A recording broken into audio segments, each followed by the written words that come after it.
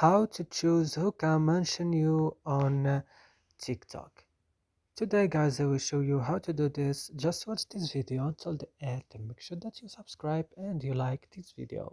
So let's start. First you will just go to TikTok, then open TikTok. After this, when your TikTok is opening, go down to your profile, then open your profile.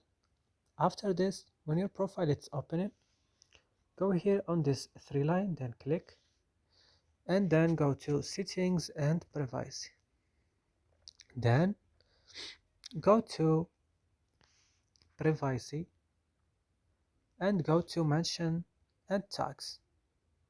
Then go to mention, and here you can choose who can mention you on TikTok. That's it. I hope this video is helpful for you. Don't forget to like and subscribe in our channel. See you next